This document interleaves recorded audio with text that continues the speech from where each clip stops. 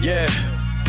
Cold breakfast, die a hero or live to the depths, no preference. Yeah, that's a bold question. I was taught how to live, move up like Joe Jefferson. Molesting, city's mine, whole section. Old freshman, I'm clutch, I throw left which. Gold method, right now ain't nothing that's so separate. Blocks moving quick like Pro Tetris. That's lightweight. Whoa, You can't describe truth to define fate. Billy carry the crown with a fugitive mind state. Guard moves, I roll out sixes for slight rain, but for you, nice game. Yeah. Hey, what up, Like what up, what up? Welcome to How Billy Sees It. It's gonna be a very special episode. Applause for you for being here. What up? I had a good stretch there where I was doing solo episodes, particularly for September. But we have a guest today. Applause for the guest. My good friend Marceleus. We had a convo and we decided we should do this show. So I'm gonna just bring him on and then let's get into it.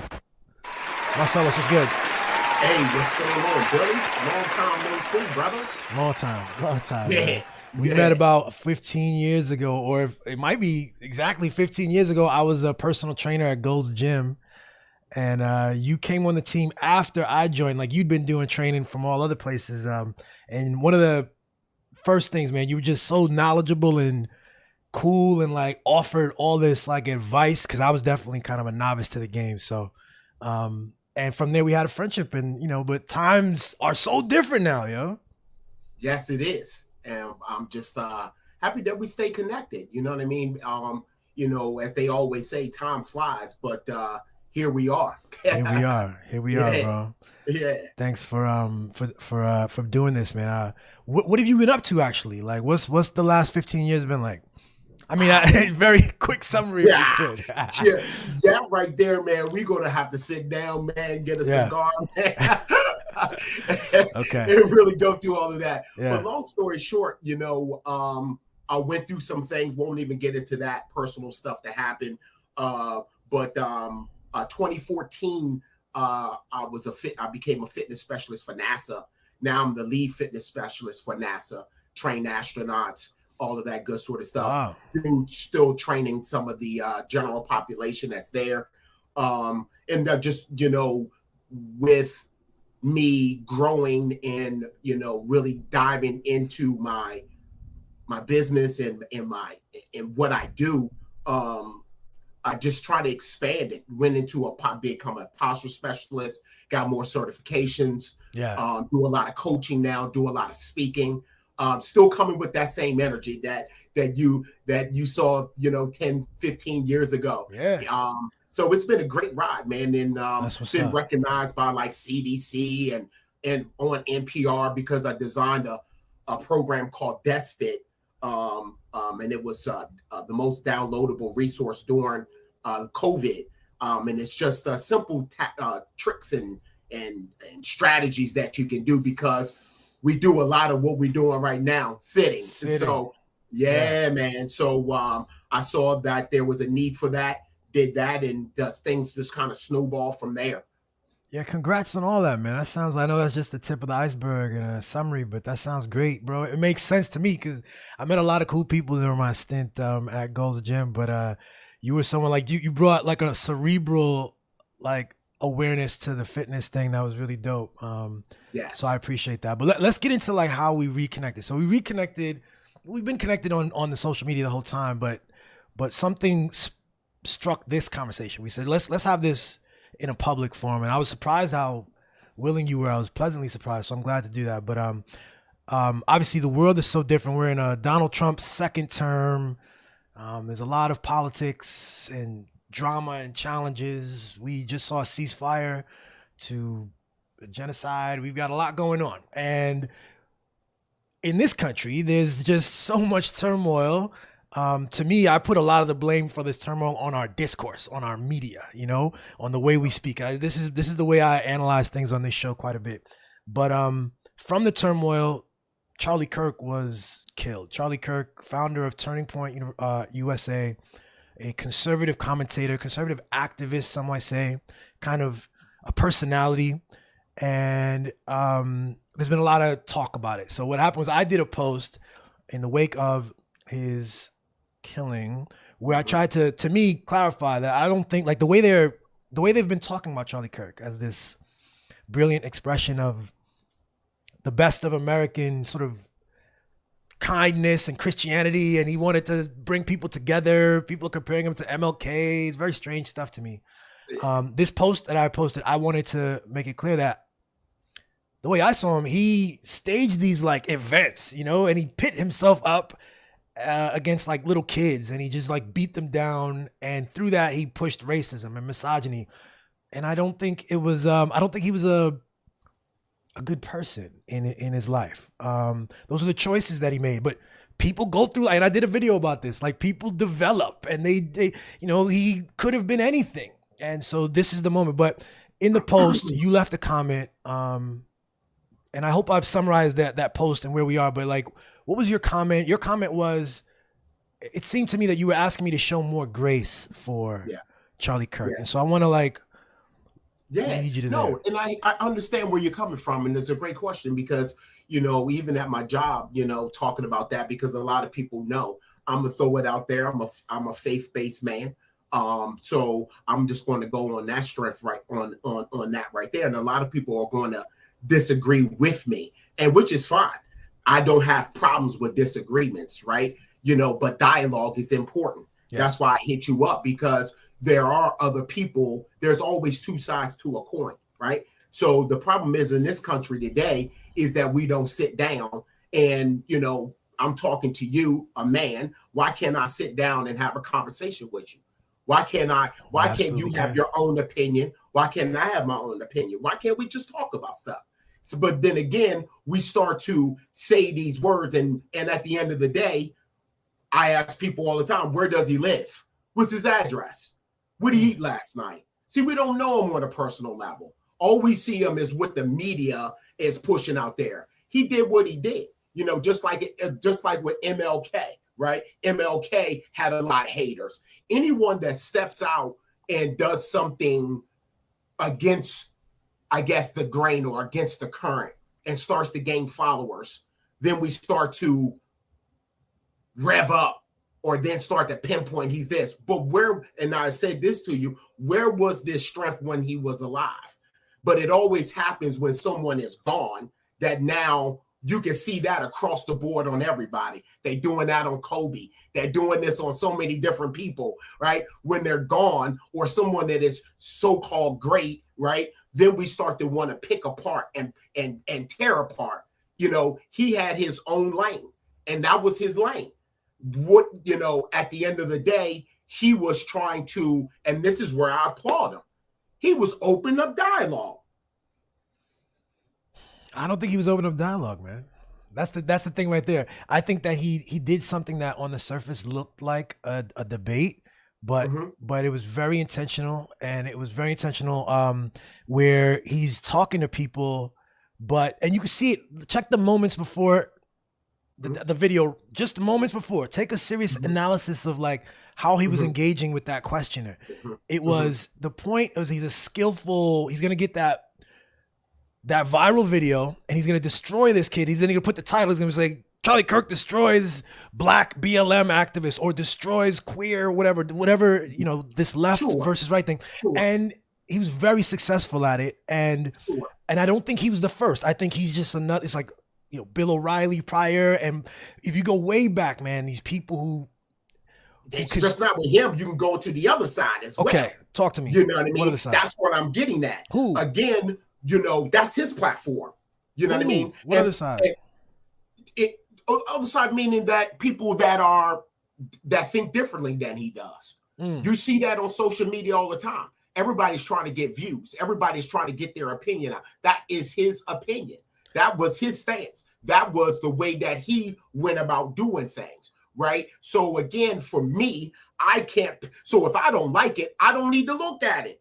But there's other ones that are on the other side that, like, you have people that's talking about flat earth, people that talk about we live on a globe or a ball, right? So again, and then they'll put things up there all to get what? To get followers. That's the problem in social media. That's the problem with all of this media kind of type of things. That's the way that he did it. I'm not going against that at all, because guess what? If I want to do something, why don't I do it? But hold on. So I understand this. It's true, bro. You're hitting some key things. First off, I'm a staunch believer in the First Amendment, in his freedom of speech, and in my freedom of speech, and your freedom of speech. I think that America, one of the things people complain, and there's a lot to critique, there's a lot of things to improve in this country, but one of the things we got right, and I think we should hold and continue bedrock, is the freedom of speech in the First Amendment. So I stand for this person's right to say these things. Sure. But I see him in the frame. I don't see him as, he's not to me like you or me with opinions. He was handed millions of dollars by Republican donors, and people fashioned him to be the next, like not the next, but president one day. They paid him with intention to create, to push culture. How? In a very specific way. They paid, I'm talking millions of dollars. What Turning Point USA got its injection. So for the last 10 years, he was able to come up with these events. And so it wasn't some sort of genuine you and me having a discourse. He was an activist with billionaires paying him for stuff. And let me just say this also, that when I frame it, I see him as a descendant of like a Samuel Cartwright, who from the 1850s created a word, drapetomania, in order to make it seem that black people were supposed to be slaves. He was a popular person. He was a journalist, and he made himself very famous.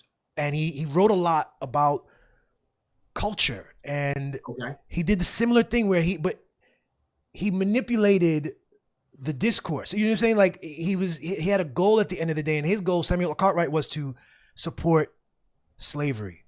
And that's what he did. And so for this person now with Charlie, we're talking about the goal is to support the Republican Party, and to do so in particular by carving away black people and all the black discourse, carving away queer people, you know what I'm saying? Yeah, I understand where you're coming from. And again, that's where, and I did a talk on this, right? Where it was all about mathematical equations, add, multiply, all the symbols. What's the most important thing? Subtract. See, the subtraction sign is the important one, because we got to start subtracting things. See, again, we can form our own opinions towards it. And now because of that, because he's a conservative, then we start attaching him to other people, even like the people that you're missing, and all the billions of dollars and all of this good sort of stuff. That's actually there. And I get you. That's fine. Okay. That's cool. and that's cool. Okay. You know what I mean? Because they all do it. Because yes, of course. What about P. Diddy and Rock the Vote? Of course. I mean, yeah. I mean, now here's the question. Does P. Diddy do Rock the Vote and say by doing it, he says, pick some group, some political group that has low power and shit on them? Rock the vote, I don't know. Black people ain't shit. Of course P. Diddy wouldn't do that. Sure. And that's the thing that I don't agree with. And I've watched several films, right? Most of the stuff that he was saying on there, the problem is that we have a problem here's the deal. If it was a black man that was doing that and it was saying those things, know what we will call him? We will call him Uncle Tom. We will call them all kinds of different names. Saying those things. Okay. Yes. Yes. Mm-hmm, okay. Mm-hmm. So the thing is that some of the stuff that he was saying, again, I'm not a let's go Charlie Kirk kind of type of dude, right? But at the end of the day, he spoke a lot of truth. And a lot of people can't handle the truth because it's a white man addressing sometimes on some of his things about black issues. Here's somebody that was really, however you want to frame it, he was speaking to young people. He was going to colleges, right? Something that we really haven't really seen a lot of. You can see, again, we can form opinions around it. At the end of the day, because again, we have a freedom of speech, and he was killed over that. And I have a problem with that. No, yeah, a public execution like that is not a good thing, and that needs, that's just not a good thing. And then for people do, and the crazy thing was people going on there and being like, yeah, yeah, yeah, and celebrating. There's some people that did. I don't think that was the majority of people. Of course, see, one of the challenges too is there's always this person doing the thing. Like there's people who are insane Trump supporters. It doesn't matter what they do, what he does or says. They just rah it. And so if I point to that, I missed, a breadth of like other people, and I can point to that and I can just make content off of that. But see, that's the thing, that this is the thing. While some people are new to Charlie Kirk, I'm very interested in media literacy. I've been into this thing. I've been looking at Charlie, Ben Shapiro, Steven Crowder. There's a whole ecosystem of these sort of influencers who took YouTube by storm and created their own thing.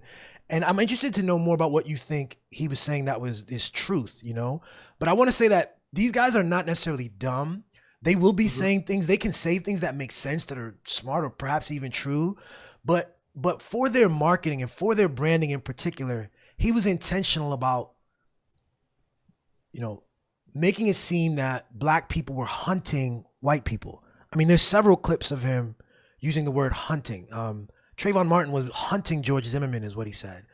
And that's just, it wasn't necessary. These are him making choices. That would be a wrong deck. And again, see what happens, in my opinion, this is what I get at. Because we don't like somebody or we disagree, then we try to hang on every single word that they would say, right?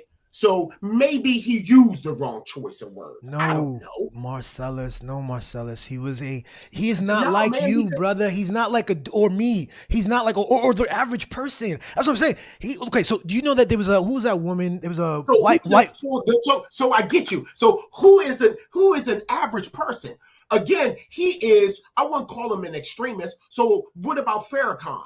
What about some of these other different political leaders that are the different people that are head of certain things, and they say a lot of different things? I think where the problem is, and where the disconnect comes through, but this is what's great about it. Because of his assassination, guess what? I'm on your platform right now to talk about it. Yeah. You see what I mean? Yeah. See, and this is what's great about it. We're going to so the thing is that I'm going to say this. You can say whatever you want to say, but the thing is, what's going to go back and forth, you're not going to convince me or try to get me to sway me onto another side. I feel the way that I feel. I'm on your platform, again, to open up a dialogue, because that's what we need. Yes. And again, he has his stance the way that he has his stance. And there's other ones that people have said certain things that, in my opinion, was wrong. But again, that's their opinion. That's the way that they think. So again, with Charlie Kirk, he had his platform. He ran with it. We have other people out there. We have other people out there, right? Ones that have tried to run for presidency, right? That have said some things that I'm not going to get into. People say, see, again, being not opinionated, being what's the word? Controversial does what? An increase viewership. That's it. That's a bad incentive. And that's the thing, is that while we are all engaging in this, and this is when you say these other people doing things, I think at the end of the day, so, wait, hold on. At the end of the day, we got to check what are you doing with these choices? We all have these incentives. Who are we appealing to? What are we spewing? This idea that he just said a couple of words is related to a kind of an idea that he's just kind of a guy. He was organizing a massive and successful political movement where routinely he tried to set up you and I as being violent criminals, my dude. I mean, and that's where I disagree. I know you would disagree, but it's important to put that in. So this is why it's such a crazy thing how in the wake of his death, they make this entire that whole thing they did that I don't even know what to call it, the concert. Are you frozen, Marcellus? I lost you. No, I'm not frozen. I'm Oh, listening. I'm here. you might be frozen on my end, but that whole what do you think of that whole concert that they did? That But the concert about what? it was I don't know, it was a funeral procession. It was a funeral, but it had his wife and they had pyrotechnics and Donald Trump and all these people doing political speeches for the Republicans. But again, we're getting turned off about it. But what do we always, this is the thing. This is what we always say. What do we say when it comes to someone dying? It's a celebration of life, right? So they're celebrating. That's the way that they wanted to celebrate. I see it all the time with number of funerals that I went to for Black people. It's just not on that large scale. But what do? They do balloon launches. They have bands out there. They have all of these things. They have all of the various things, not on a larger scale like what he did at the I forget the name of the stadium, right? All of that good sorts of stuff. For me, I cannot get mad at that at all because it doesn't even weigh on me. I don't even be like, oh, that's messed up or any of that sort of stuff. No, why? Because I'm not in their pockets. That's what they wanted to do. Why are we into the way that they want to celebrate and to send him home the way that they want to? Because you know partly because, and I want to follow you, bro, but partly because Charlie Kirk himself, this is such an interesting paradox who he was. I mean, a lot of people have a problem when with people died. When people died, he was quick to do this kind of thing. He was quick to tell you how bad, for instance, George Floyd was. He was quick to tell you that Trayvon Martin was hunting and deserved that. He was quick to say that children who were being shot up in schools, that this was something you gotta deal with because the Second Amendment is the most important thing. So part of it is that, and at the end of the day, let's break that down. Let's think about it, right? Yeah, is that a tragic thing? Is what that happened with the guns? Right, it is. Do we have a right to bear arms? That is all of this stuff that we dealing with. Again, has to do with how you view it. How are you going to receive it? It's all part of life. It's tragic. But look what's going on in this country. If we have such a problem with guns, why are we still allowing these 3D guns to be made? Right around the corner from me at high school, there was, what was it, a year ago at, I forget the name of the school. They had a kid that had give me 1 second. What's the name of that school? Oh my goodness. I can't think of it. That was in Montgomery County, where several kids got shot off of these 3D guns. 3D gun? Right? Okay. Yeah, man. So again, this country, this is the problem that I have with this country. We sweep things underneath the rug, and we have a problem with it when it gets out of control versus handling the situation from the very beginning. In my time, right, we didn't have were there guns? Yes, but people use their fists. We got in fights, all of that good sort of stuff. But now, because of this freedom to bear arms or right to bear arms, we're going to the extreme. And look what this stuff is getting in the hands of. But this was Charlie Kirk's lane. And again, not because he was just a free thinker he was paid by the gun lobby and the Republicans to be an advocate for the most, for the definition of right to bear arms in the most lax way. My old man was a black man, grew up in DC, right? Gang member. And guess what? He was a member of the NRA. He believed in that second. He believed in that. Okay. But guess what? We had guns in our house, and my life was threatened if I went near. I knew exactly where it was. My life was threatened. Go near it if you want to. This is your father? Yeah. Okay. Yeah. Yeah. And what he spoke about was missing in the black community now. What did he speak about? A father figure being into there. See, my old man was hard on me. My old man was like, yeah, I got a gun in this house. It's for protection of our neighborhood or protection of our house. It's protection. And he was like, no, don't even go near it. Yeah. So what is the problem of him saying supporting the Second Amendment, right to bear arms, and these and again and these tragic things happening? Where have we rallied around with that to limit that? All they did was snowball to other things. It started off in Columbine, and how many have we had thereafter after that?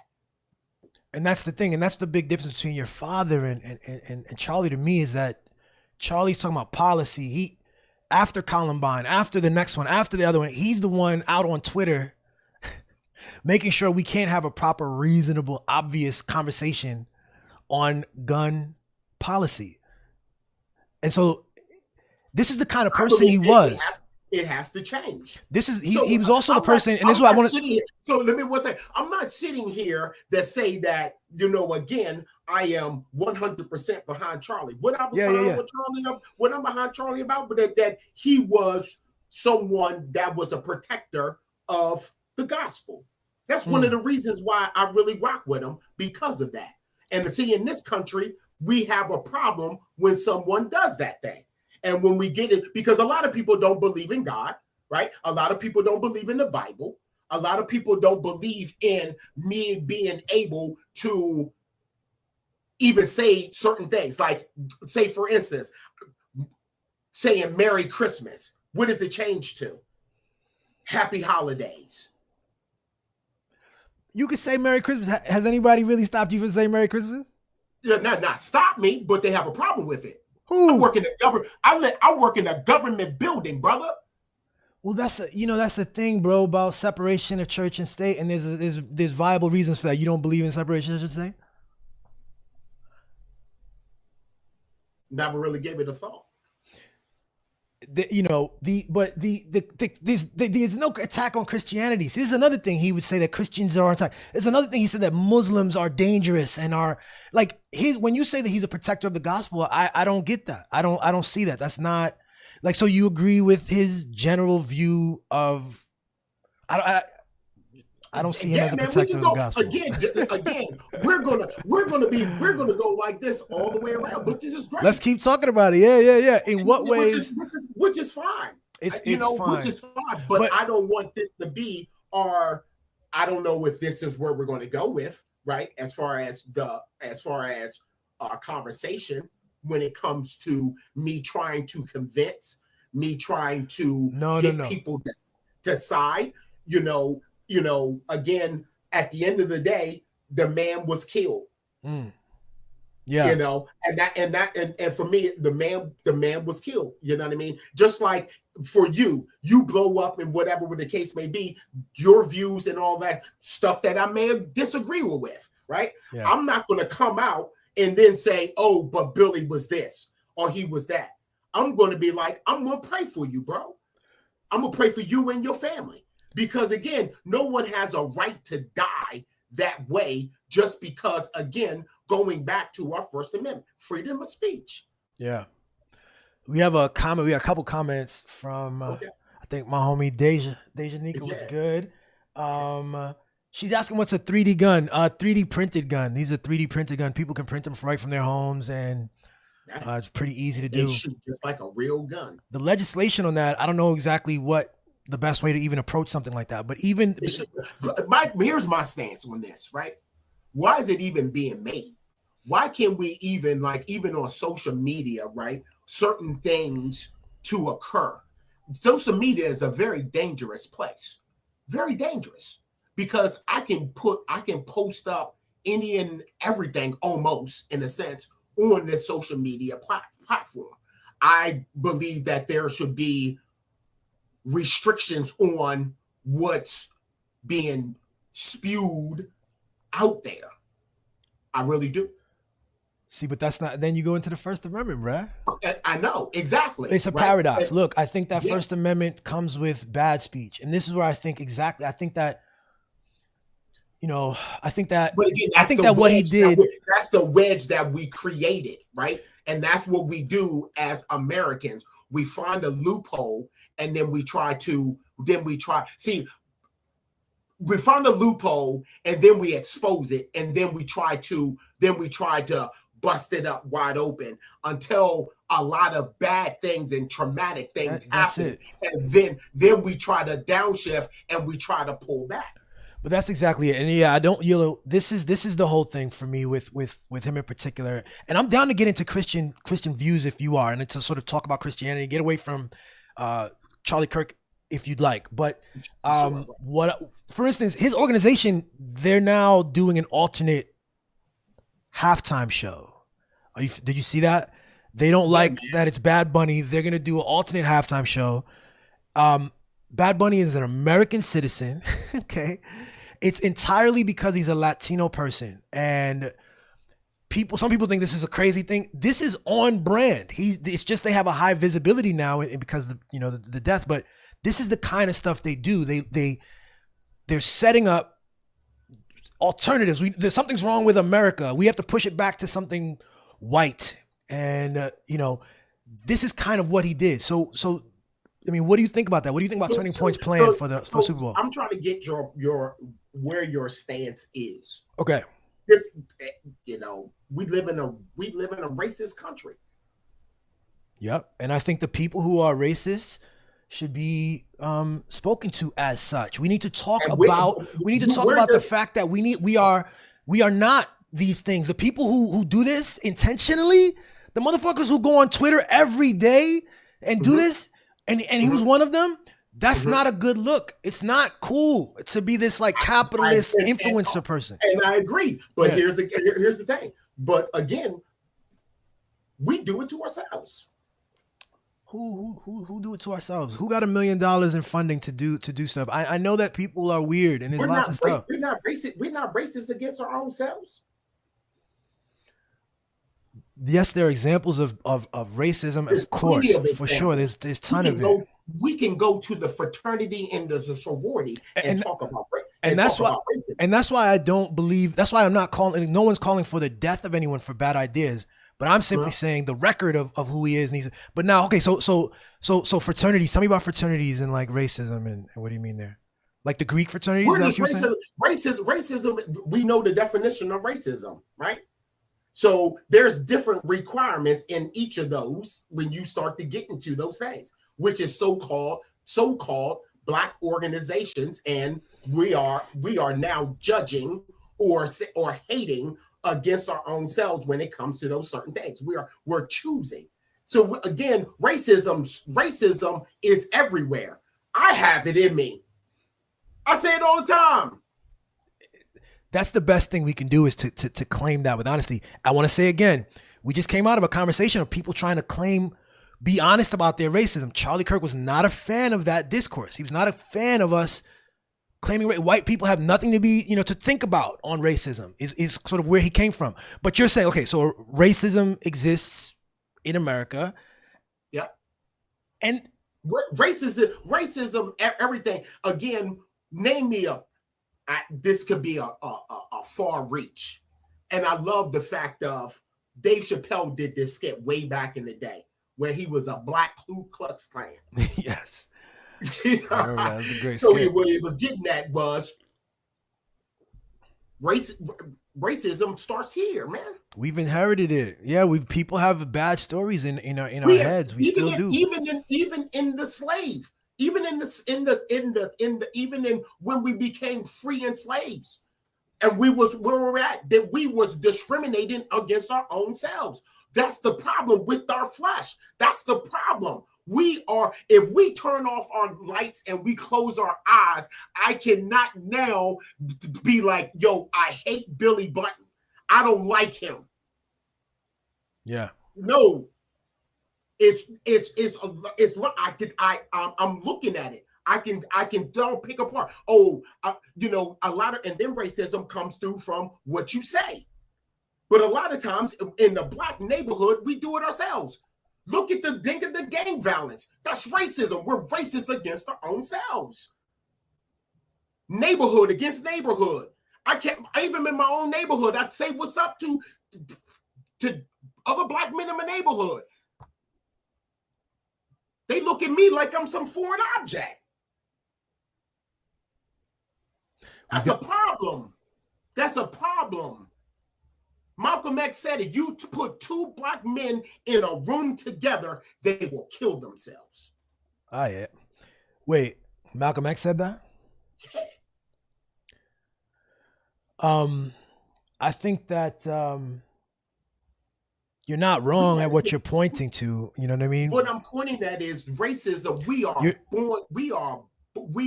in order for racism to end, we gotta start looking at our own selves within our own family, within our own community, and start to pluck it away from there. You're pointing at different things, and they all have lots of causes. You haven't even talked about, colorism and the way that shows up in our communities and all of these things. And I would say that a lot of it is rooted in bad stories that we've inherited. We've inherited a story about what life is and who we are, and it's the story that we were given. Okay.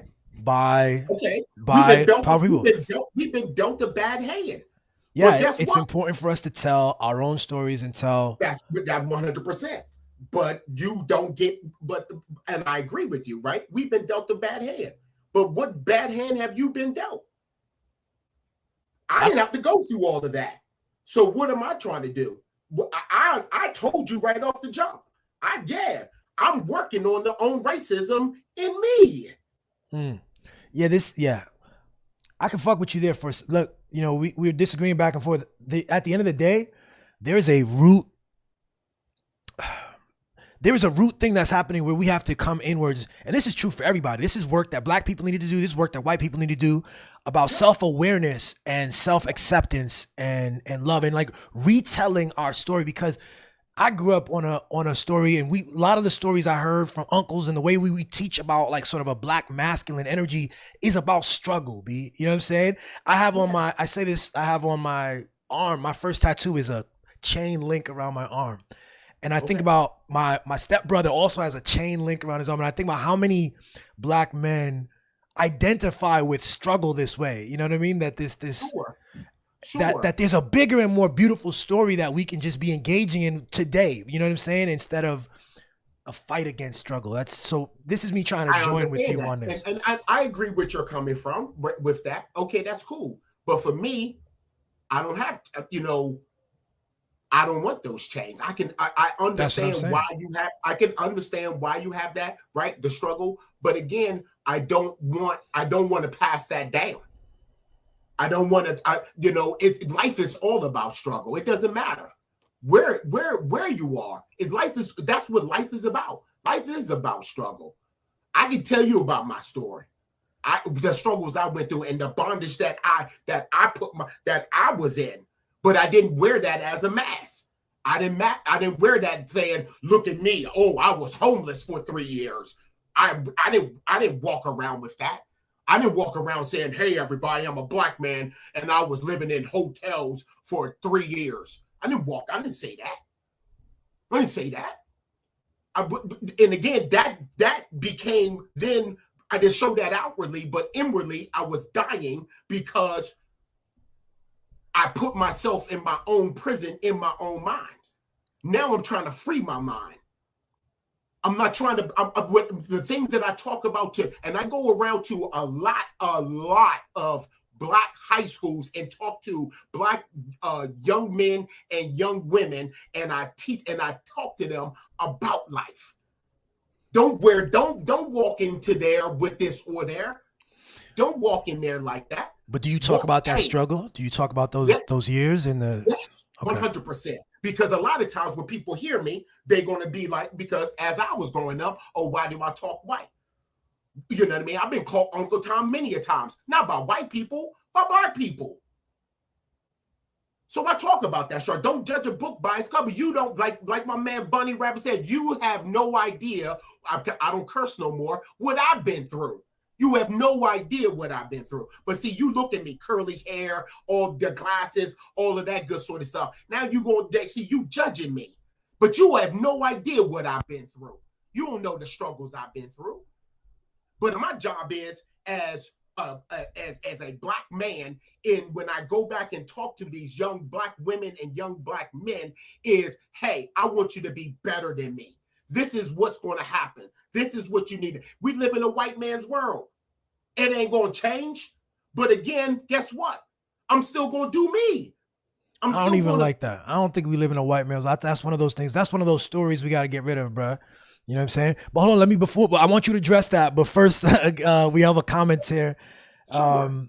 She says, to end racism, you're talking about the inner work that individuals can do. But how does that end racism? That sounds like saying in order for women to stop being raped, we need to cover ourselves up and stay home. And yes, that would help, but we still have to deal with the rapists. No, I understand that. And that's something that's very tragic. You know what I mean? And again, I'm not saying that you can't go out there, but does it happen? I can't stop certain things from happening. I couldn't, like, I have certain controls in my life, but some things that I don't have control in my life, that I have no control of, over me being basically not sodomized, but basically like almost raped by cops. But that, again, it's like certain things are going to happen to you. It's going to happen. And again, I'm not saying you go in your house and you become a hermit. No, but I can't walk around in life tiptoeing on eggshells. That's very important. That's very important. You have to come with an orientation of openness and confidence, knowing that you got this, right? That you're capable, that God is in you and God has imbued in you everything. I grew up on, what is it? There's nothing that God won't give you, something that you can overcome somehow. There's different ways that this shows up, but you have to have that story at the end of the, but this is separate from, you have to be able to point out injustices. You have to be able to point out reality. For me, this is why I wrote that post too. I want to deal in reality. I don't want to deal in some fantasy land where somebody is this like saint, right? Because I'm not a saint, and people are making choices in the world, and I want to say that. But where I'm in full agreement with you is our need to tell stories that really do empower us, not some like fun like hoity-toity shit, but because it's true, because it actually is the difference between like our ability to step into our best selves and to do the fucking thing that we want to do, you know? I agree. I don't know if this is going to make sense, but again, I go and I talk to, when I go out and I speak and do all of this, and I ask them, what do you guys want to represent? And most of the guys always say a lion, a male lion. And I'm like, why male lion? They do this and all that good sorts of stuff, right? Yeah. But again, my point that I'm trying to make is, if you look at the male lion, right? Who does the work? The male lion doesn't do any work. The female lion does all the work. See, we associate and we attach to certain things because of it feels good, or I need to have that. You know what I mean? I have a lion on my arm, not because of being a male lion. No, I have that on there because of courage. I have that on there because I want to have a beast mentality, because and also being a protector. That's what it's about.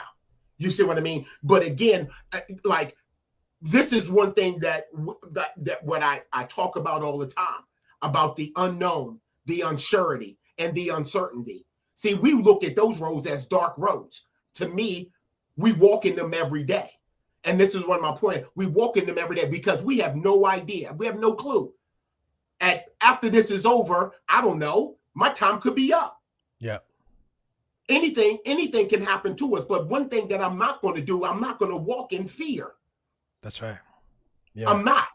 All the things that happen to me happen for a reason. And I'm not afraid to share those stories, being a black man. Yeah. At all. Yeah. Because I'm here to enlighten and raise awareness. I'm here to teach. I feel that, and that's why people do need your story. So I'm glad to hear that you're telling it. I'm glad you're on here talking about it. Some of the things you touched on were interesting. You talked about the lion and the way that like people attach to images and shit and tell stories, I see this similar with like even like King as a black man. Let's pull it straight to the language, the discourse, the way that we might call each other king. At first, I see it's a beautiful thing. It's definitely a step up from calling each other nigga or something like this. Yeah. Right. But then I'm working on that. I'm still working on that. I told you. That's what I'm saying. Yeah, I'm working on that. I mean, look, I say it sometimes. It's no judgment. I really do think we need to be serious about how we engage with each other, though. So even like the word king, though, when we engage with each other as king, like what does it mean exactly? Because sometimes what it means is like wealth and like I got 3 women, I got lots of women, but there's responsibilities with being a king. You know, people gotta eat. Beyond that, it's more complex than that. You know, you've got to make sure the roads are set up. People have the freedom, like to, you know, these, and it's a complex thing. And I enjoy us thinking about ourselves as kings and as gods. But see, the thing is though, we have an association with that. See, that's another thing. See, words have power, right? Of course. And words, we can take the meaning of words, but one thing that we done, and this is for me, they also have voices. But here's the other thing. See, we have an attachment already in our head. When we say king, we already see what most people will see in a robe, sitting on a throne. You know what I mean? Got so-called lots of women. I have lots of land and all of that good sorts of stuff. See, we attach ourselves, like even in the day with the youth, you know, with having tattoos. I see a lot of kids that will have one of my favorite scriptures, Philippians 4:13. And I approach them. Why do you have that on your arm? Oh man, you know, and they can't tell me what it is.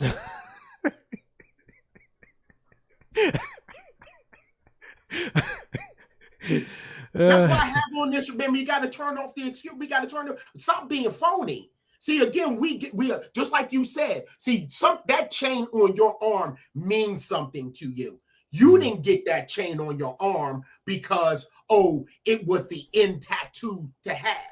See, we start now to get into certain things where now we associate ourselves king, and we have, you know, and it's all of, and then all the stuff that comes. No, I'm a king. I'm the king of my household. I'm the head of my household, and there's a responsibility that comes with that, and I take that very seriously. All of it. I take it very seriously. Yeah. And that's where I go out and I speak to you. So what? Okay, I slept with all these women and we get into our man cave and all of that, and we do all our talking. But at the end of the day, I don't have no trophy. I didn't get no money. I didn't do anything. All we're trying to do is step one on top of each other. So what I'm trying to do is inspire young men, young women to understand, yeah, you are a queen. You are beautiful. You are uniquely and wonderfully made. I don't want you to walk out in the world with yourself covered up. I don't want you to go out there walking in fear. Same with the black men. Guess what? Yeah, you are always on stage. My old man told me that. My old man died when he was 49. And one of the lessons he told me was like, you got to understand, you are a black man. You are always on stage. Do not let anybody catch you off your game. So I ask you, Billy, when I came into work at Gold's Gym, did you ever find me slipping? Nah, man, you handled your business, bro. So I mean, you know what? You handled your business always, and it was great to see and to learn from. And I want to say, when I hear that though, there's something about the off, because I remember this story too, about never being off the game and being on point, and being, you know, you got to be 3 times better than the white people and make sure you're on point. This is something my mom taught me, and it rang like often in my head, and I made moves with this sense that there's a right thing to do and there's a wrong thing to do, and I need to be careful.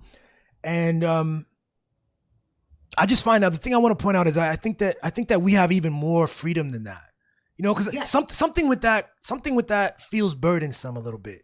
You know, would you agree? Yes, 100%. And that's why in my niche, who I speak to a lot of, my niche is women. I have something called the Black Women Empowerment Guide. And it's all about, because it's hard for us to be us at our whatever we do. They will, a lot of times they don't understand, or what you say, or slang and all of that good source of stuff. That has all been passed along.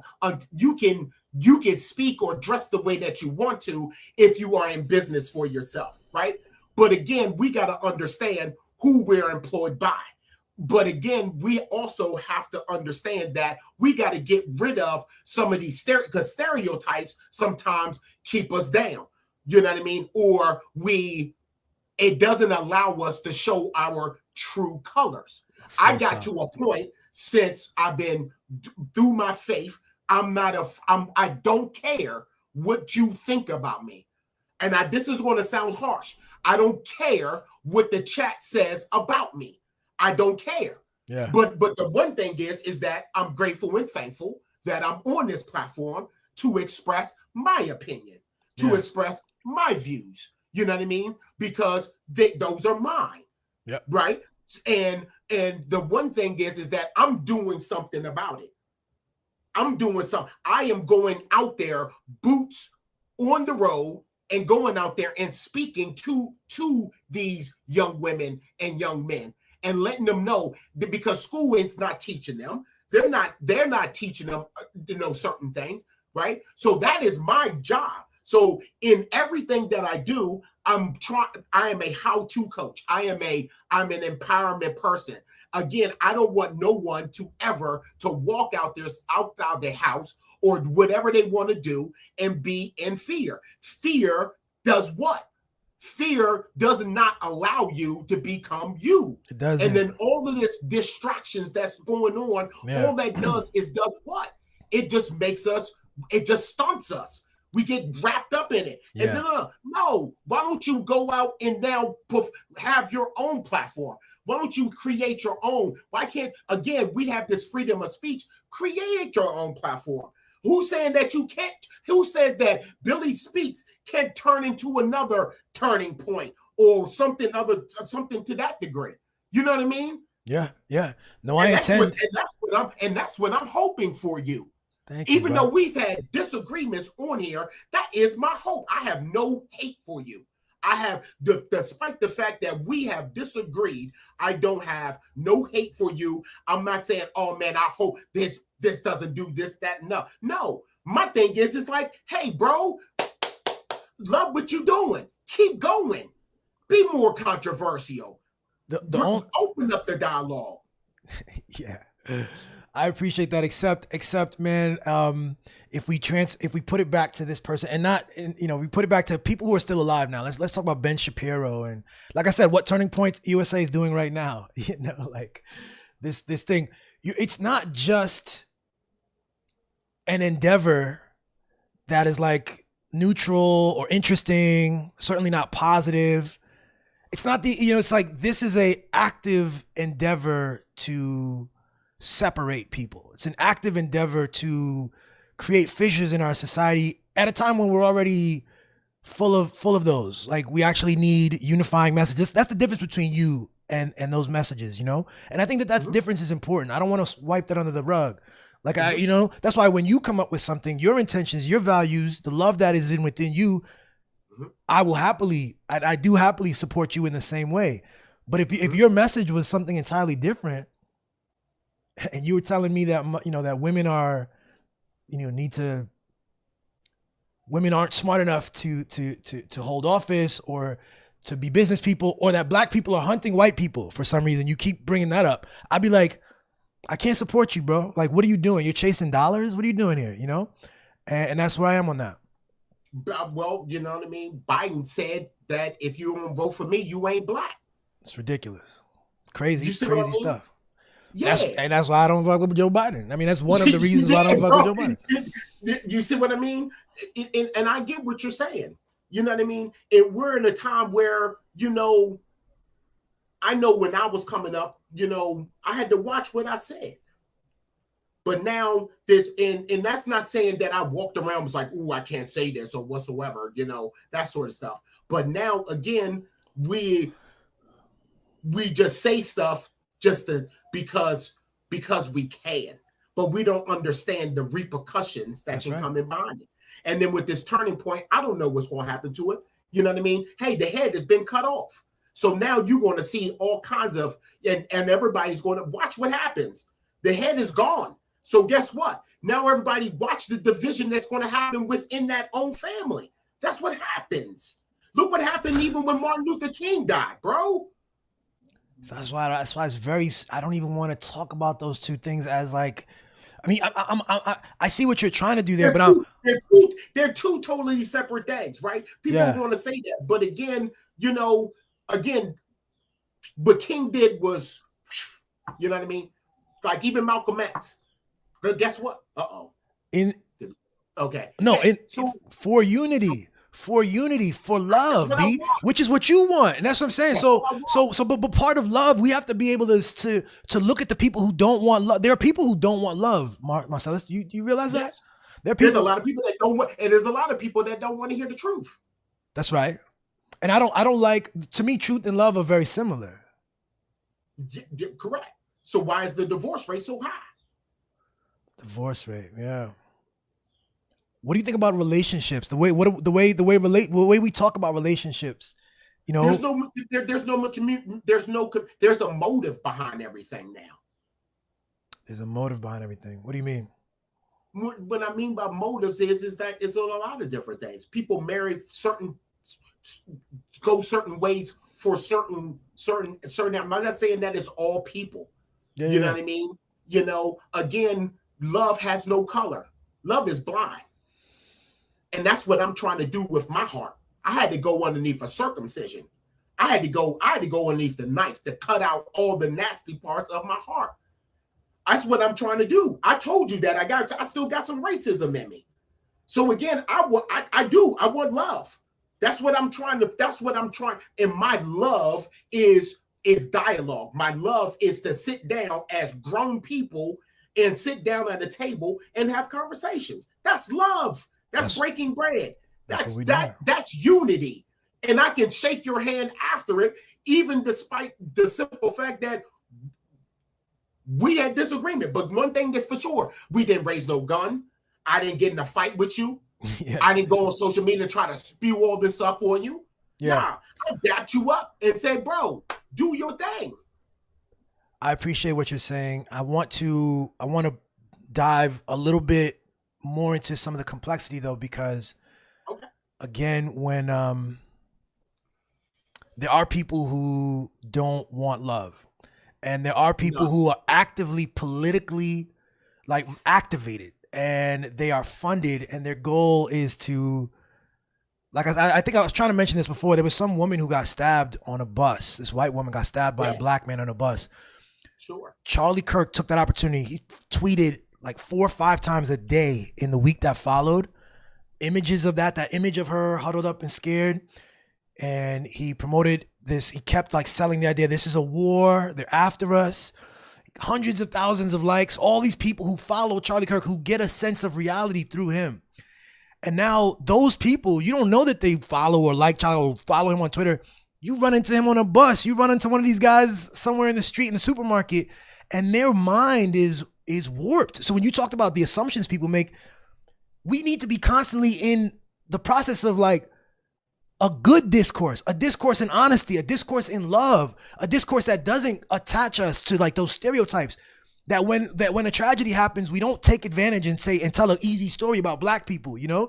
And unfortunately, that's what Charlie Kirk did, and that's what Turning Points is trying to continue to do, you know? And so that's why, to me, it's something to look at. It's not something when I see the way they sanctified him and his work and his organization, it's not the same as Dr. It's not love. It's the opposite of love. They would have tried to get Dr. King arrested. And see that thing right there, right? You know, some of these people out here are hunters. Are what? Are hunters. We got some people out here that are stone cold that need help, that are killing people on both sides, white, black, whatever. Charlie wouldn't tell you about the white ones. Charlie warped FBI statistics to tell you about black people hunting white people. That's just what he did. You know? It's not a good look, you know? But and one way that we're going to fix that is we got to fix ourselves. Don't we know we need some fixing? What's wrong with what about the black on black crime? I see it every day. I don't live in the best neighborhood. I see it every day. And all I see is what? Candles and balloons and liquor around trees. See, when are we going to rise up? When are we going to stand up? And instead of allowing this stuff like that, when are we going to rise up? Why are we always like, again, okay, he said those things. But my problem is that why isn't anything changing with us? I think things are. That's what my problem is. The challenge is yes, and then people are going to agree. That the disagreement. They have a document, and I'm not changing the subject. All I'm doing is putting more stuff back into there. Where there was a documentary, and the documentary is called "No More T-Shirts." There is a guy that is around my neighborhood that is basically almost a millionaire off of making shirts. The shirts that from black people dying and all that good sorts of stuff. He makes shirts. We got a problem with our own selves. In order for us to even we got to fix ourselves. That's what I'm trying to get at. This, that stuff the stuff that's being on X, on this source of stuff that's on that. Nah, man, can we even fix ourselves? That's what I'm trying to get at. I'm trying to show more love for the black people. We can't even be in the same, come on. That's all I'm trying to do. All this, come on, man. We live in a world where that is always going to try to pin white versus black. And then when a white person does, or a black person does something to a white person, then it's going to be this. Then if a white person does it to a black person, then it's that. But what happens when a black cop or black cops or black people do something to black people? We don't hear nothing. Zero. And we say, how could this happen? Oh, no, we got to do something about this gun violence. We got to clean up our streets. Come on, man. I've been living in here for the longest time, and we've been continuing the same narrative for the longest time. And then we have a problem when nothing's being done and comes in, I don't need no National Guard and all of that sort of stuff, where we could have done it ourselves. Where are you right now, by the way? What city are you in? I live in Hyattsville. I live in Hyattsville. Okay. 8 minutes away from Southeast DC. Okay. Yeah. Yeah, man. There's problems. I mean, there's things to look at. There's problems in the black community. There's problems in the white community. There's problems in America. And this is the whole thing. It's like, what story are you trying to tell? You know what I mean? Like, there are people who are actively trying to tell an uplifting story that tells us about what, our fullest potential and the ways that we can step in and improve our society. And then there are people who, when they want to talk about a problem in America, they pick the other. And the other for them is black people. And they tell a story about black people with intention, with political purpose. And that's all. And that's what the Charlie Kirk thing is about. Now, I think that there's another conversation about culture, what you say, like, we've been desensitized, the death, the T-shirts, the murals, it's in the music. It's culturally a thing too, and this is a weird thing for me because, again, with free speech, I love black culture. I love hip hop. I love creativity, and I love people telling all kinds of stories. But without a doubt, we don't bat an eye in the same way that other people would bat several eyes if there was a glorification of their death. That's correct, Amundo. Yeah. Now, what is the black culture becoming? Get money, smoke weed. You know what I'm saying? Especially in the rap game, that's what they talking about. It's a corporate. See, this is where I definitely. For sure. It's a corporate thing. The corporate 100%. music industry has a strong 100%. Influence on. Yeah. Look at all the major labels. Yeah. Who are they owned by? Yeah. But see, we applaud Dr. Dre, but guess what? Who got a lot of them on? I mean, all the rest of them, Jewish dudes. Yeah. You ain't got no guys that are really down like that, like Bobito and all those guys like that from back in the day. Who? They're not living hound hog because they're in it for the music. And again, I understand that music goes through it evolves and all of that good sort of stuff. But come on, man, look at where we are with that. I'm not trying to go in that direction. Yeah, man. It's a problem. It's hard to talk about. It's hard to talk about because so many of our heroes come from this space, and I definitely. It's also hard to talk about because there's a right wing energy that, again, Charlie Kirk, Fox News, they come at this with hate. I know that what you're doing, I know that what we're doing is a conversation from love about how to be our highest self. But there's another conversation that is intentionally like something's wrong with those black people over there, and that's something that we don't want to fuck with. That's what that does. That increases ratings, right? So again, it goes back to what I was going back to before. What is happening right now? It is that mathematical symbol has that line. It's got a dot there and a dot below. It's called division. That's all it is. It's dividing. That's it. And it's not a good look. That's why Marcellus, that's why I'm invested in this show. I'm on episode 146, I think now. Good for you. I'm doing another show coming up that's going to be even more dialogue oriented. And I'm invested heavily in the idea of, I want to see genuine discourse. This is why we're so starved for genuine discourse that when we look at CNN, we think that that's genuine discourse. When we look at what Charlie Kirk was doing on campuses, we mistake that for genuine discourse. We need a genuine discourse that will really help us see reality, which is gonna have to be a mirror as well. Reality is gonna be a mirror back to ourselves, is what you're saying. Correct. And the crazy thing about it is, Billy, is people are afraid to put the mirror up to their own face. A lot of people can't even stand to look at themselves in the face. So again, how can I fix something? I can't even look at my own self in my own mirror and say, I need to fix me.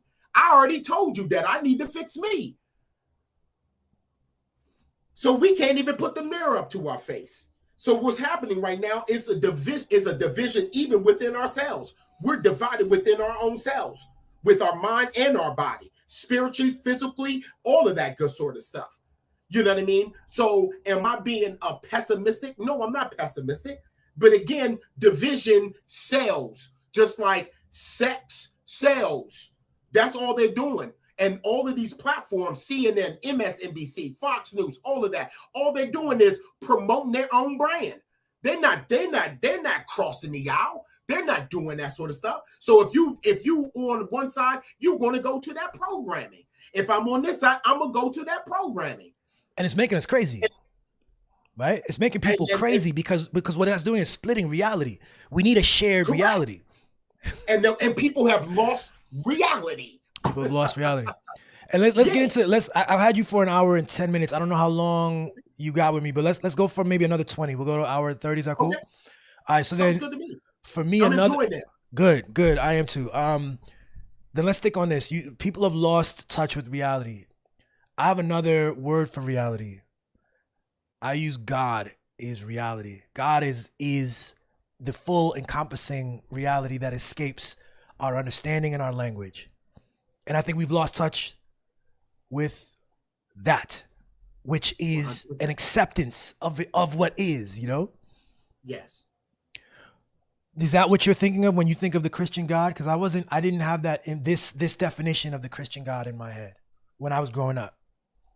That is correct. And I didn't get saved until 2016. 2016. I was lost. And I had my own viewpoint. I had my own prejudice against the church because all I saw was preachers up there. And this is what I had. I didn't know. I always saw them riding in the nice cars, had the nice suits, had to watch all of that. So I built up this resistance towards it, but that never stopped me believing in God. I always thought there was a higher being. But for me, I had a problem with church until my wife took me to the church, and I was like, oh my goodness. Until I started, once I get, forming a relationship, that's the difference. A relationship with God, with Jesus, with the Holy Spirit. That's where I'm at. So again, my belief is going to be totally different from someone that may be a Baptist, a Catholic, or something to that degree. Do you have a I label? believe that, yeah, for me, God, there is God is the all in all. You know, but my Savior is my Lord and Savior Jesus Christ. Yes, and I do have the Holy Spirit, right? And in that three, I have a relationship, and that is that's what my belief. But see, where we are now, it's you can't really talk. Like, again, I've never seen anything, and I used to do it myself. I used to say "goddamn" all the time, you know, or like saying Jesus Christ. We see it all the time in movies, on everything, right? So why is like there's other why no one says, you know, devil this, Lucifer. But this, you know, okay, well, I'll let you finish your point there. But I grew up on a thing where in my Christian Baptist church, if I pointed at a cemetery, I had to bite my finger really, really hard as possible. And so I avoided ever pointing at cemeteries. But one time I was on a bus ride home in Brooklyn and I was pointing out of the window and it just happened to be a cemetery right there. And as a kid, I remember thinking, oh, I got to do this.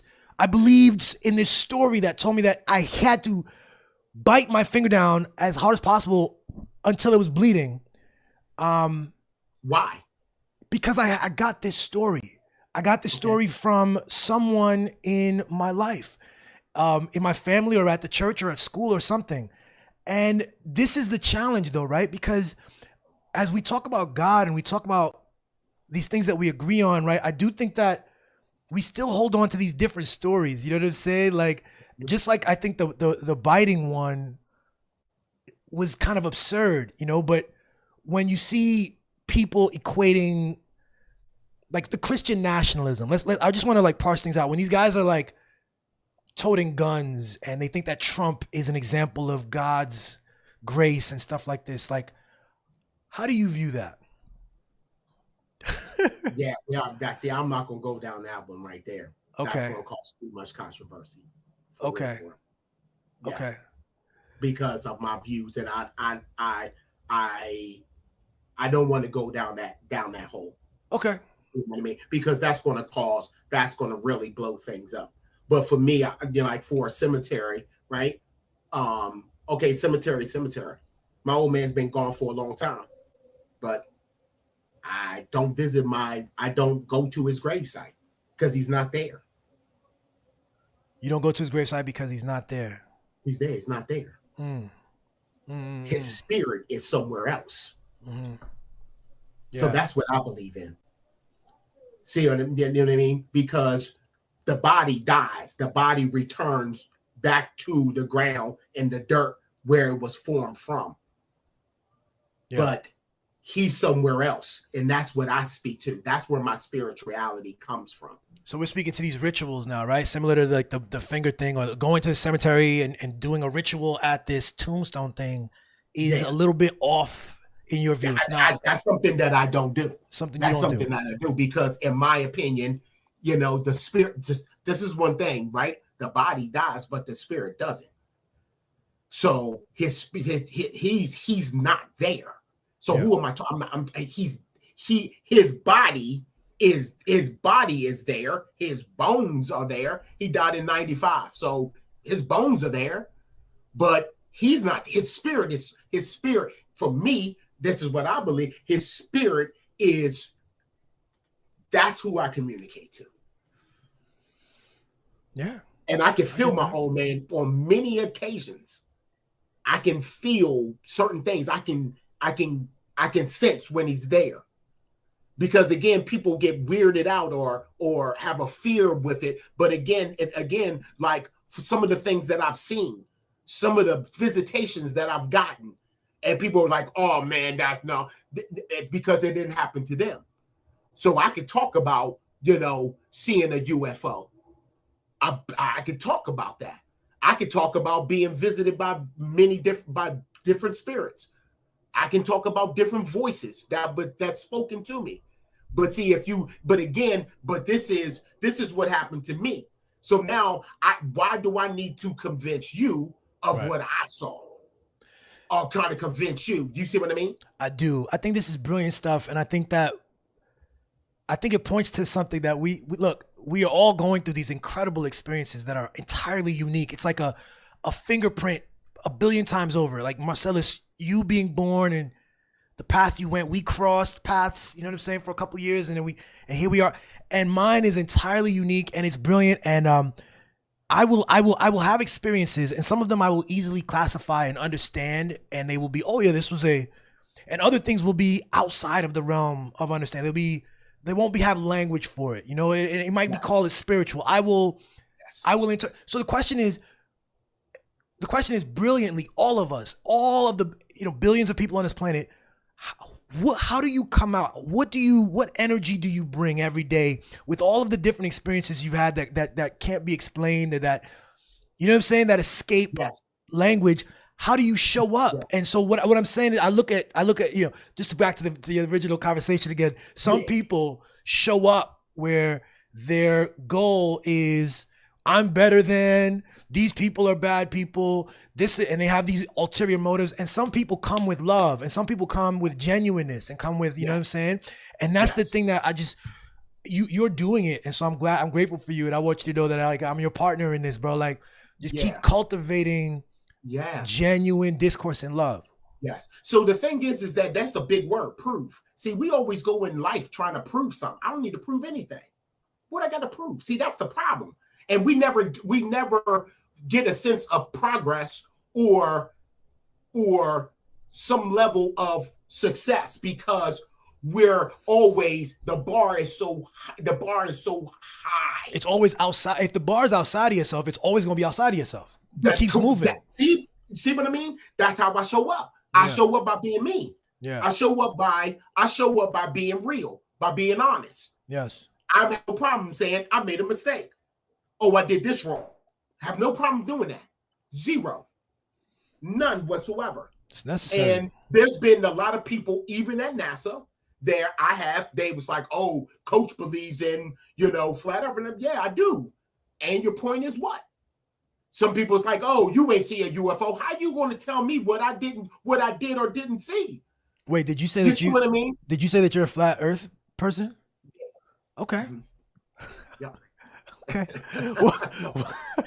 What motivates that? What motivates that? Like, just briefly, because we got about 10 minutes left. If so there's documents even by that says it, because I just say it like this. Look up the word plane and look up the word plateau, and then you'll see, if you get that there, and you'll get a Wikipedia that pops up, and they'll tell you that 2/3 of the earth is that. So if we live on the ball, how is it possible that a plane and a plateau can exist? Sometimes, okay. So two questions. So my first thing. Sometimes a word is a low. Don't try to flip it. No, I'm not trying to flip anything. When someone calls something a plateau, I don't know. I'm gonna Google this. I'm gonna reply to you. But I just want to be clear that there is something that is on this massive, I think it's a sphere, and it's massive. It's really big, and but then we call it a plateau. And if it's, so that implies flatness. But that's like, it's a word. You know what I'm saying? But the other thing I want to say is, when we talk about flat Earth, and I've wanted to ask someone this. I'm so excited. This always gets people. Go ahead. Doesn't it mean that it ends somewhere? Like, where does it end, or where does someone fall off at, or something like this? Where's the edge of it? That's how expansive it is. But again, I can ask you the same question about the ball. So when do you get to the curve? So again, if you look up the statistics, right? And there's been plenty of people out there trying to prove, right, of how things go. I'm not going to mention pilots that I know and what they have told me, right? Right. So again, if you look up and you search how fast the earth is spinning, how is it? So then if I leave from DCA, it shouldn't take me however long that it is to get there if that globe is spinning at 18,000 miles per hour. We're spinning with it. So if that thing is, I'm in the air and that thing is spinning. So when do I get to see, when do I go to the curve? So so at some point I gotta be, again, this is where I'm going to get at. And because we're going to disagree, because I have always believed that, even when I was a little boy, and I got in trouble in school because I challenged that, when I did a report made out of styrofoam balls, I didn't put it on the ball. I had it flat and I had the different things up there. And they said, that's wrong. I said, no, it's not. Wait, so what about, okay, so the typical map, you just disagree with it? So I'm saying the typical map is wrong. If you look at the old maps and you lay it out flat, you will start to see why you go to certain areas, right? Because everything, if you look at even like air trafficking, because I got people in air trafficking as well, everything. Who agree with you? Huh? Who agree with you? Yeah, 100%. And pilots. Okay. But the thing is that we have already bought into the lie. So I understand that we are experiencing stories, right? Mm-hmm. Everything. So the thing is, and I'll say this, right? I know we got off top, whatever. Yeah. Okay. So again, right? So again, you can see anytime that a rocket takes off, it goes like this. But what does it do? That didn't go straight up. What does it do? It starts to do like that. We live in. I'm not going to get into that because people are not going to understand, but it's right there in front of your face, just like a rainbow. If you look up how a rainbow forms and understand prisms, then you will understand that's what it is. But we have been carrying this with us for so long, it's going to be hard for me to even try to get you to come to me to the other side. But because of the lot of money that I've dealt with, right? That even in Disney and the other programs, that's how they get you. And they teach you that lie at a very early age when you are very, very young. Trust me, I understand that the stories we get from youth really set the foundation for our understanding in a powerful way, like, yes. But this is one I gotta say that I'm skeptical of for sure. I say this. I'm gonna tell this story. We already know, right? So again, I've talked about this even where I'm at, right? So I'll say, how come we have never gone back? They said, oh, we lost the footage to it. Gone back where? To the moon. To the moon. Okay. Yeah. That you know that you can't find that footage. That footage has been erased. It's gone. Yeah. If I YouTube it, I can't find the moon landing footage. You're gonna have that source of stuff, right? Okay. You know what I mean? But again, you got to start diving in and starting to understand. If you understand, again, heat rises. We got to understand. Do this research. Start doing things about Operation Fishbowl. Start looking that up. Start looking at Abner. I think that's his name. He was a guy that went to the other side of the Antarctic Circle and what he saw, right? Start looking at thing about the Van Allen belts, about how hot it is as you start to rise up. You can even go to a movie called what's that name of the movie? The Right Stuff, where Chuck Yeager didn't get picked for the astronaut program. He tried to take his plane up, boom, and because it's so hot up there, his plane burned up. Yeah. It gets really hot, and then they escape the atmosphere, right? Yeah, but again, if you look up Operation Fishbowl, you can see just like how we've tried to drill into, try to get to the mantle, can't do it. Can't go quite close to it. They can't do it. Yeah. Can't. No, I think our reality, and this is a conversation about what our reality is now on a that's a whole other thing. It's a whole nother thing. But at the end of the day, I say it like this, Billy. I Okay. appreciate that, all of that sort of stuff, right? Some people think that I'm an oddball. Some people think that I'm weird, all of that. And I take all of that. That's cool, right? Yeah. But that's cool. But again, at the end of the day, people are losing reality, right? They are getting lost in the sauce.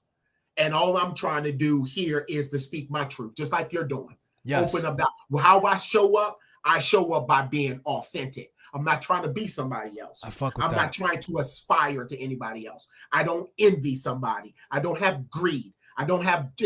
I've been working on my jealousy. It's not all the way gone. I'm working on all those things, right? So again, we have to, one, work on our own selves before we can even start to go out. Just like saying like Steve Harvey trying to give advice to women. And bro, you've been divorced like 3 times. Yeah. You know what I mean? Yeah. See what I mean? So again, it's like we got to fix our own selves by looking in the mirror. And again, this world would be a better place if everybody was authentic. Stop trying to be somebody else. Stop trying to copy somebody else. I'm not trying to copy whatever the case may be. No, I am who I am. Major key.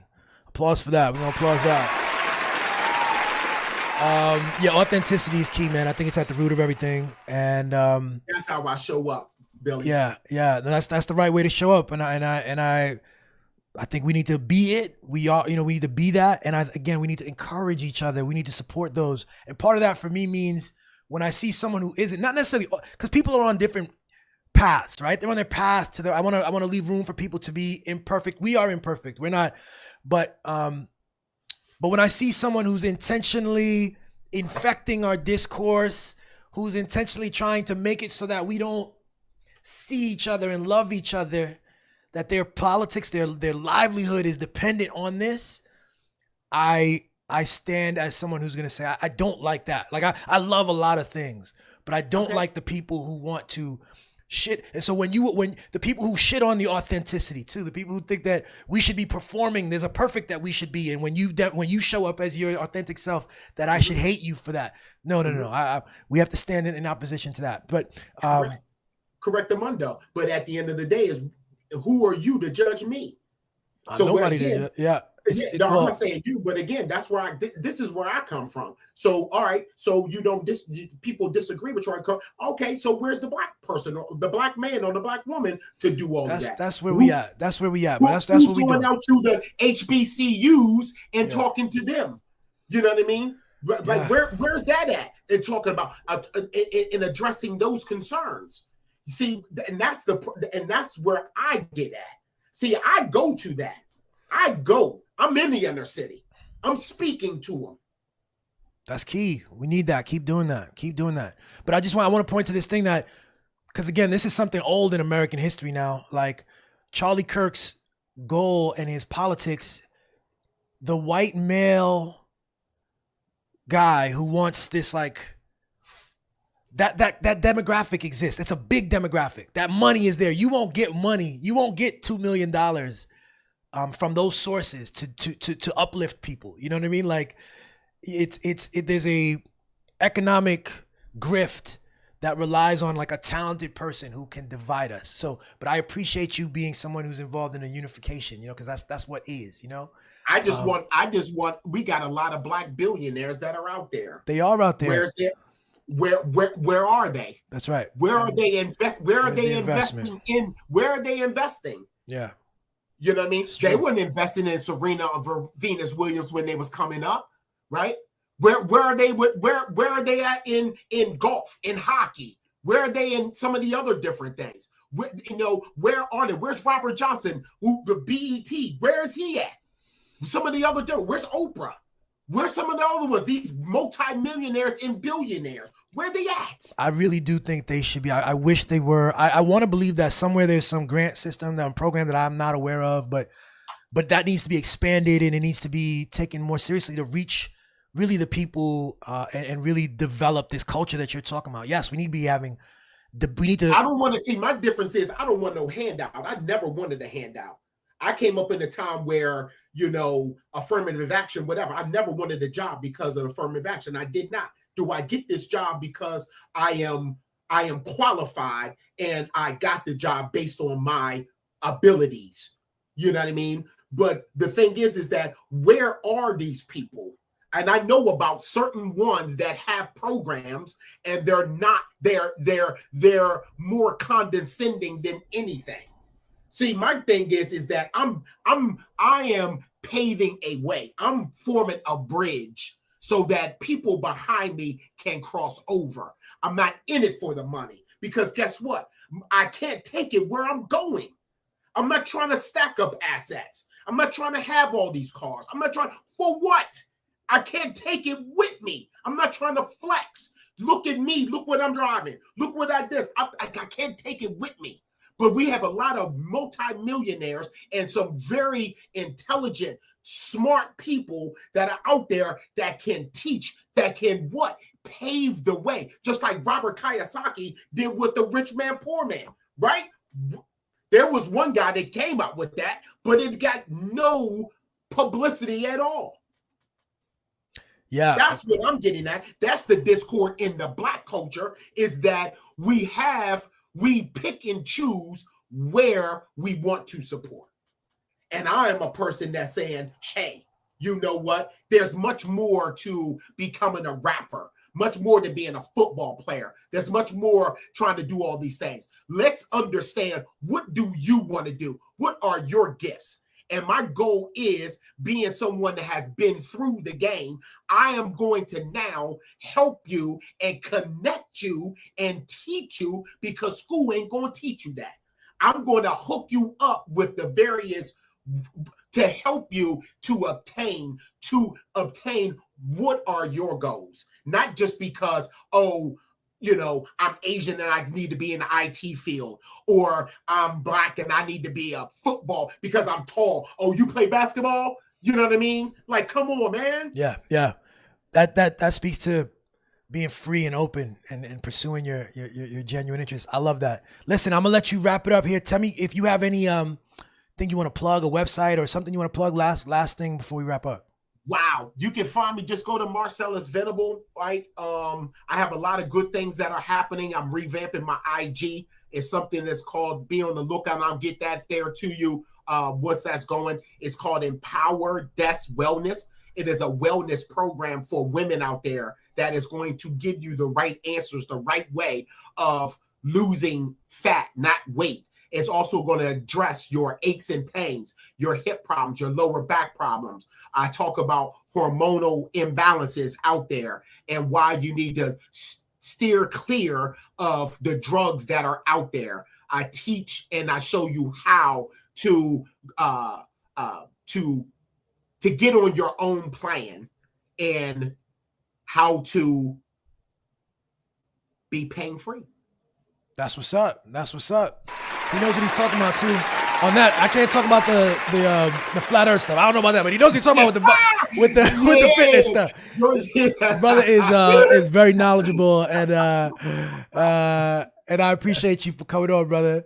Thanks, Marcellus. I appreciate you, man. Yeah. Thank you so much, man. Keep doing your thing, bro. Yeah, you too, bro. Peace.